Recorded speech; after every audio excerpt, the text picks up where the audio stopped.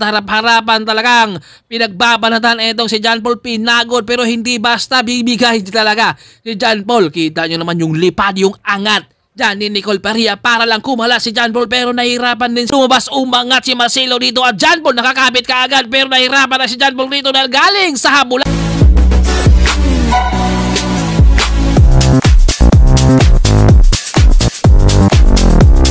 Rematch sa pagitan ng 7-Eleven, Excellent Noodle Standard, Go for Gold, Darina, Dandix at marami pa tayong iba't ibang team. At meron din tayong mga solo rider na sumama rin dito at maagang lumabas si Corpo sa unang QM, Julius Todo, Daniel at Magalido nasa likod. John Paul Morales, matinding abangan yung ating krimatihan. Magalido ang nasa harapan. John Paul, Ryan Tugawin, Mike Ryan Lago at Steve Hura ang nakabantay dito sa likuran ni Ryan Tugawin. Maagang lumabas sa kanan. John Paul at nandito sa likod. Naipit siya dito ni Magalido at lumipad na itong si Tugawin. Pero grabe naman si John Paul dyan. Umangat yung likuran ng gulong para lang tumago siya kay Ryan Tugawin. Grabe yung kalang krimatihan at Ryan Tugawin dyan.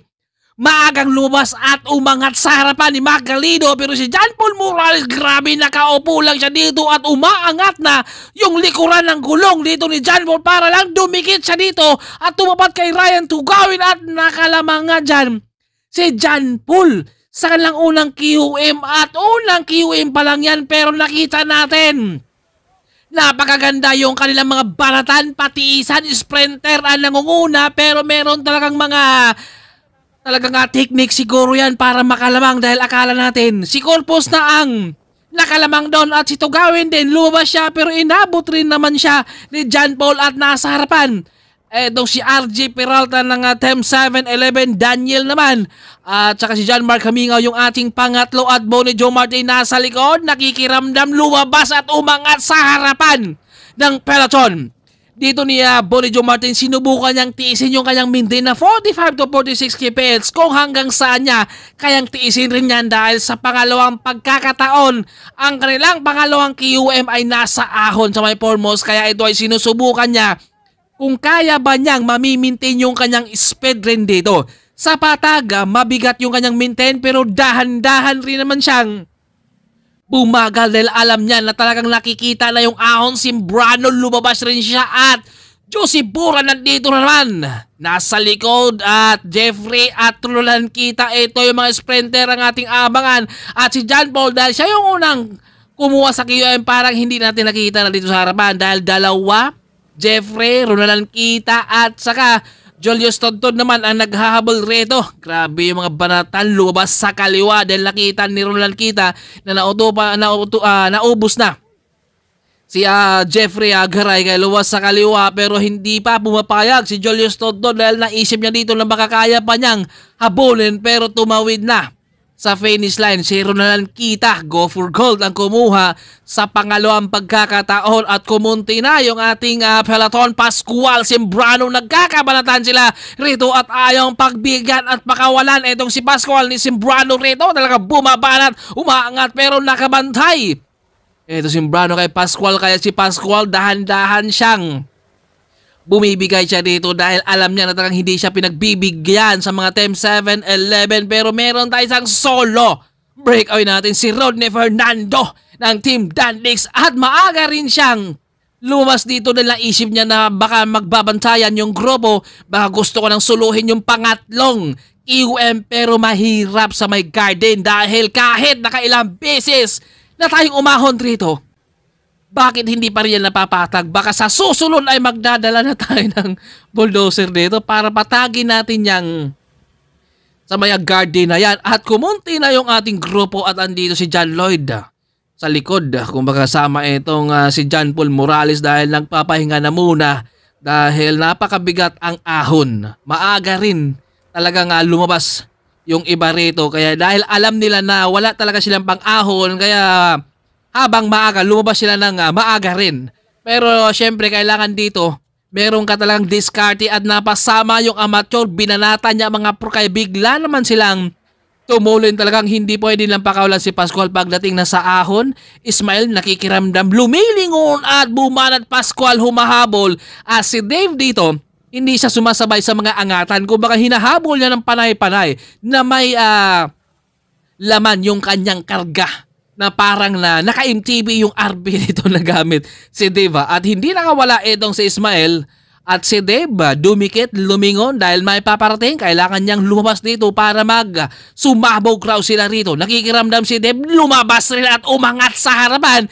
Napahabol tuloy itong si Ismael rito si Pascual. Pinapanay-panay rin niya dito. Kumbaga napakahirap itong guardian na ito kaya sa susunod na pagbalik natin, patagin na kaya natin. Dalhin natin ang bulldozer ito at Pascual. Tiniis niya rito yung kanyang maintain at Race Bundok naman inantay niya rito na mapagod si Pascual at maubusan ng gasolina kaya umagwat yung tatlo. Dalawang 7-11 na naman at isang Go for Gold kasama si Dave. Grabe yung mga banatan nila sa ahon. Kailangan meron talagang ensayo at climber talaga ang lamang dito at andyan na yung grupo din na sa likod. Dumikit na at nasa likod na. Itong si Nicole dumikit dito sa tatlo. 7-11 na naman ang nangingibabaw rito ngayon kaya napapahabol itong si Dave rito ngayon dahil dumikit nga itong si Nicole. Ginamitan rito lang mga panayan lang ni Dave. Kung baka hindi siya sumasabay sa mga angatan. Kung mapapansin natin sa mga laro kahit magkaharap yan sila ni Navarra at ito Ismael, pinapakalas talaga itong si Dave ngayon. Hindi sumasabay dyan si Dave. Kung baka hinahabol lang niya ng panayan. Kung mga may laman yung kanyang habol rito, parang umangat din yan dahil yung kanyang maintain sa panay napakabigat dahil parang ginawa niyang MTB yung RB niya kaya ito ay minor din yan si Ismael at dalawa ang umaagwat at may pangatlong KOM Pascual. Dito ay isa sila sang umaahon na. Kumbaga kanina sabay-sabay sila sa patag. Pero pagdating nandito sa ahon, kunti na lang talaga ang nakatapos. Joseph Bora tiniis rin niya kasama naman si Jomar. Andyan rin si John Drew Bukat. Ito Marcelo Felipe kasama si Boots. Kayube, tahimik na silang umaahon. Pascual makakadikit kaya sa dalawa dahil umaagwat na si Dave at saka si Ismael. Pero biglang binanatan ni Dave itong si Ismael at biglang nanigas. Alin yung nanigas? Medyo nag-cramps kaya itong si Ismael kanina dahil tumigas yung kanyang sipa. Siguro tinamaan rin ng pulikat kaya si Dave ang kumuha sa pangatlong KOM at itong grupo na to at kapag hindi sila dumikit doon sa dalawa, malamang didikit dahil mas malakas ang puwersa. Kasama na si John Paul Marcelo kanina. Napakalayo yan ni John Paul dahil nandun yan sa likod ng peloton. Kung baka doon siya nagpapahinga, nagre-recover siya dahil sa kalang rimatihan ni Ryan Tugawin. Pero ngayon, nandun na. Papadikit na doon sa dalawa rin dahil mas malakas yung puwersa nila dahil ang nasa harap kanina, Ismael at saka si Dave, talagang nanigas yung kita ata ni Ismael doon, parang nabunsol o nabigla kaya sa angatan. Iba talaga si Dave Montimar pagdating na sa ahon na kung saan hindi siya nakikipagsabayan kapag may lumalabas at umaangat sa ahon. Pero yung kanyang panay naman na may laman, kaya mabigat rin dahil hahabulin ka rin ng panayan rin. At lonely na talaga sila dito, tahimik na silang umuusad. Kasama si Moises, Marso Dario at si Kulot. Ito yung mga ahon talaga mapiborito kay ni Kulot dahil maraming ahon sa Biskaya. Pero dito sa may Antipolo at si Corpus din, lonely din siya, nasulo rin siya sa kanyang breakout. Yun nga lang, likod na muna siya dahil ang sprinter talaga.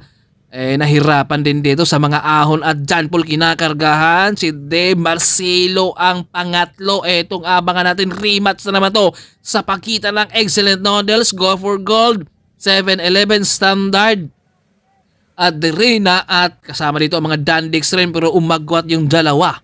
Kasama si Marcelo, Jericho, ito yung dalawa, 7-11 at Go for Gold pero sinyas ang palit si Marcelo dito dahil niya pwedeng bibiglain at Roland Kita nasa likod na rin, naghahabol na rin dito sa dalawa. Kailangan tulungan rin ni Roland Kita yung kanyang kakampi dito na si Jericho para tuluyan silang aagwat. Pero papayag kaya si John Paul dito dahil naiwan siya sa grupo rin.